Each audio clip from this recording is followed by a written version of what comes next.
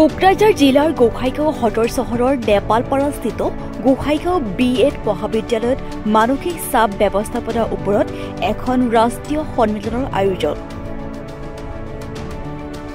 BEd মহাবিদ্যালয়ৰ আভ্যন্তৰীণ গুণমান নিশ্চয়তা কোষৰ উদ্যোগত অনুষ্ঠিত সন্মিলন উপলক্ষে পতাকা উত্তোলন কৰে অধ্যক্ষ ডক্টৰ অজিত বৰুৱে। BEd মহাবিদ্যালয়ৰ অধ্যক্ষ ডক্টৰ অজিত বৰুৱে আদৰণি ভাষণ প্ৰদান কৰা অনুষ্ঠানটোত মুখ্য অতিথি হিচাপে উপস্থিত থাকে বড়োলেণ্ড বিশ্ববিদ্যালয়ৰ পঞ্জীয়ক ডক্টৰ মঞ্জিল বসুমতাৰীয়ে। বৰ্তমান সময়ত মানুহৰ বিভিন্ন মানসিক চাপৰ ফলতেই বহুতেই নিজৰ জীৱনক তুচ্ছ জ্ঞান কৰি চৰম সিদ্ধান্ত লোৱা ঘটনাসমূহ কবাটোৱে বৃদ্ধি পোৱা কথা বহলভাৱে ব্যাখ্যা কৰে। প্ৰথমতে আপোনালোকক ধন্যবাদ জনাইছোঁ। আপোনালোকে আজি গোসাইগাঁও BEd কলেজে যিটো নেকি ইয়াতে ৰাষ্ট্ৰীয় পৰ্যায়ৰ এটা আলোচনা চক্ৰ ৰাখিছে, এই আলোচনা চক্ৰত আপোনালোকে আহি পেলাই ইয়াৰ কভাৰেজ দিছে, সেইকাৰণে প্ৰথমতে আপোনালোকক ধন্যবাদ জনাইছোঁ।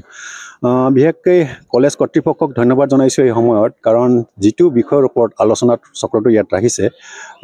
উই নিড টু এপ্ৰিচিয়েট ইট, কাৰণ এইটো এনেকুৱা এটা এৰিয়া য'ত নেকি আমাৰ সকলোৰে BEd আপোনালোক যেনেকৈ সাংবাদিক ইয়াতে আছে, জাৰ্নেলিজিম কৰি আছে, লগতে আমাৰ ছাত্ৰ ছাত্ৰীসকল আছে,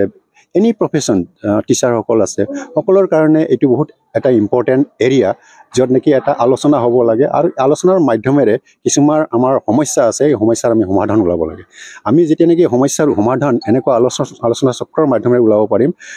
এই আলোচনা চক্ৰৰ মাজেৰে যি সমাধানবিলাক আহিব, এই সমাধানবিলাকক আমি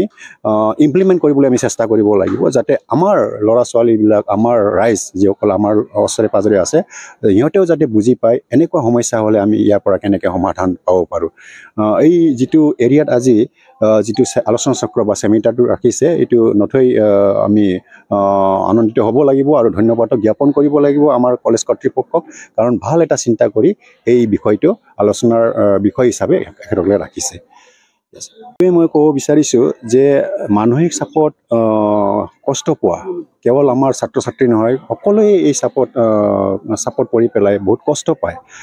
লাইক কি হৈছে এতিয়া আমাৰ কাৰণে আমি কৈ আছোঁ, as we are working in a office, we have also' lot of pressure on us. এটা চাপ সদায় আমাৰ ওচৰত আছে, আৰু আজিকালি এনেকুৱা হৈছে যে চাপটো যে আমাক সময় দিয়ে, এই যিটো চাপৰ মাজত আমি গৈ আছোঁ, ইয়াৰ কাৰণে আমাক যে সময় দিয়ে এনেকুৱা নহয়। ইয়াতে কি হয়, সময় এটা বান্ধি দিয়া হয়, এই সময়ৰ ভিতৰতে গোটেই কামবিলাক কৰিব দিয়ে, আৰু সময়ৰ ভিতৰত যদি কামবিলাক কৰিব নোৱাৰে আৰু ইয়াৰ ওপৰত কিবা এনেকুৱা একশ্যনবিলাক হয়। সেইকাৰণে মই ভাবোঁ আমি এইবিলাক কেনেকৈ অভাৰকাম কৰিব পাৰিম, সময়মতে আমি কেনেকৈ কামবিলাক কৰিব পাৰিম, আৰু যদি সময়মতে আমি কামবিলাক সুচাৰুৰূপে কৰিব লাগে, তেনেহ'লে নিশ্চয় আমাক এনেকুৱা ধৰণৰ আলোচনা চক্ৰৰ প্ৰয়োজন আছে। আৰু ইয়াৰ মাধ্যমেৰে যিটো সমস্যাবিলাক আপোনালোকে কৈছে যে ডাঙৰ মানুহবিলাকৰ এনেকুৱা চাপত পৰি পেলাই আজি বিভিন্ন পথ অৱলম্বন কৰিছে, যেতিয়ালৈকে আমি ভালকৈ ইয়াৰ সমাধানবিলাক, এই চাপত পৰিলে কেনেকৈ আমি ইয়াৰ পৰা ওলাই যাব পাৰিম, ইয়াৰ সমাধানবিলাক যেতিয়ালৈকে আমি দিব নোৱাৰোঁ, তেতিয়ালৈকে আমাৰ মাজত এনেকুৱা সমস্যাবিলাক থাকিব, আৰু যিটো পথ আজি লৈ আছে ডাঙৰে হওক সৰুৱে হওক, যিসকলে লৈ আছে, ইয়াৰ পৰা আমি হাত সাৰি যাব নোৱাৰিম। আজি গোসাইগাঁও BEd কলেজ আমি নেশ্যনেল কনফাৰেঞ্চ কৰিছোঁ, আৰু টপিকটো হ'ল ষ্ট্ৰেছ মেনেজমেণ্ট। ষ্ট্ৰেছ মেনেজমেণ্টৰ ওপৰত ভাষণ দিবৰ কাৰণে বা আইডিয়া দিবৰ কাৰণে আমি knowledgeable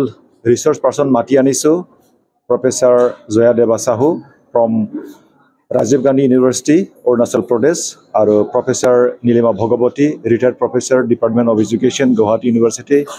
দুজনো knowledgeable and experience retired person. তো তেখেতসকলে আমাক আজি আইডিয়া দি যাব। আমাৰ জীৱনত সকলো টাইমত আমি ষ্ট্ৰেছে পাই থাকোঁ। ষ্ট্ৰেছটো হ'ল আজিৰ দিনৰ এটা কমন চেলেঞ্জ। চবৰ লগত ষ্ট্ৰেছ আছে, ছাত্ৰ ছাত্ৰীসকলৰ ষ্ট্ৰেছ, পেৰেণ্টছৰ, গাৰ্জেনৰ, টিচাৰৰ, সকলোৰে ষ্ট্ৰেছ, কিন্তু আমি জীয়াই থাকিব লাগিব। আৰু যেতিয়া আমি আমাৰ ষ্ট্ৰেছটো ইফেক্টিভলি মেনেজ কৰিব পাৰোঁ, তেতিয়া আমি ভালদৰে জীয়াই থাকিব পাৰিম। আৰু মোৰ কথা এইটোৱে, যেতিয়ালৈকে আমি জীয়াই থাকিম তেতিয়ালৈকে জীয়াই থাকিব লাগিব। বিভিন্ন ছাইডৰ পৰা অহা ষ্ট্ৰেছ সমস্যাবোৰ আমি আজি আলোচনা কৰা হ'ব, আৰু ইয়াতে যিহেতু নেশ্যনেল কনফাৰেঞ্চ, কিছুমান আমাৰ ৰিচাৰ্চ ৱৰ্কাৰ আহিছে, তেখেতসকলে পেপাৰ প্ৰেজেণ্টেশ্যনো কৰিব। তো সকলোৰে এটা আইডিয়াটো আমি কালেকশ্যন কৰি আমি এটা কনক্ৰিট আমি কৰি ল'ম যে এক্সাক্টলি ষ্ট্ৰেছ মেনেজ কৰিবৰ কাৰণে বিভিন্ন ছাইডৰ পৰা অহা যে চেলেঞ্জেছ এইটো মেনেজ কৰিবৰ কাৰণে আমি কি কাম কৰিব লাগে বা কেনেকুৱা থাকিব লাগে এইটো আইডিয়াটো আমি ল'ম আৰু যিমান পাৰোঁ ইমান আমি স্কুল কলেজত আমি কাম কৰিম এইটো বিষয়টো লৈ আজি গোসাইগাঁও BEd কলেজৰ IQSA কোঅৰ্ডিনেটৰ তেখেতৰ লিডত সকলো টিচাৰে কোঅপাৰেশ্যন কৰিছে সকলো ছাত্ৰ ছাত্ৰী ইয়াতে আহিছে আৰু আমাৰ এডপ্টেড স্কুল হাবুৰবালি হাই স্কুল সেইখন স্কুলৰ শিক্ষক আহিছে আৰু ছাত্ৰ ছাত্ৰী আহিছে আমি ইনভাইটেশ্যন দিছোঁ ক্লাছ 10ৰ ছাত্ৰ ছাত্ৰীয়ে আহি এইখন সভাত যদি আহি যদি পাৰ্টিচিপেট কৰে তেখেতসকলৰ যি মেণ্টেল আউটলুক অলপ হ'লেও বহল হ'ব এটা এক্সপিৰিয়েঞ্চ পাব আৰু ছাত্ৰ ছাত্ৰীসকলৰ এটা ইনস্পিৰেশ্যন হ'ব এটা ডাঙৰ নেশ্যনেল কনফাৰেন্সত আহি দি পাৰ্টিচিপেট কৰিবলৈ সুবিধা পাইছে আৰু ইটোৱে এটা মেছেজ হ'ব সেইখন স্কুলৰ ক্লাছ 7, 8, 6, 5 সৰু সৰু ক্লাছৰ ছাত্ৰ ছাত্ৰীয়ে বা তেখেতসকলে খুব এটা ডাঙৰ জ্ঞান পাইছে এইটো মেছেজটো যাব আৰু এই ভাল মেছেজটোৱে আমি দিবলৈ চেষ্টা কৰি আছোঁ আৰু আমি আজি দেখিছোঁ আমাৰ এইখন কনফাৰেন্সত বেলেগ ষ্টেটৰ পাৰ্টিচিপেণ্টছ আহিছে ৰিচাৰ্চ ৱৰ্কাৰ আহিছে বেলেগ কলেজৰ টিচাৰ ইয়াতে আহিছে আৰু মিডিয়াসকলক মই ধন্যবাদ দিছোঁ আপোনালোকে সকলোৱে হিউজ এমাউণ্টত হিউজ মানে ইয়াতে পাৰ্টিচিপেট কৰিছে আপোনালোকেও আমি আশা কৰোঁ আপোনালোকৰ চেনেলেদি আপোনালোকৰ মিডিয়া দি যে আমাৰ গোসাইগাঁও BEd কলেজৰ উদ্দেশ্য এটা লৈ হাতত লৈ ষ্ট্ৰেছ মেনেজমেণ্টৰ ওপৰত নেশ্যনেল কনফাৰেন্স কৰাৰ যি মেছেজ এইটো সকলো ঠাইত যাব বুলি মই আশা কৰিছোঁ ধন্যবাদ গোসাইগাঁৱৰ পৰা আজিজুল হকৰ ৰিপৰ্ট DB নিউজ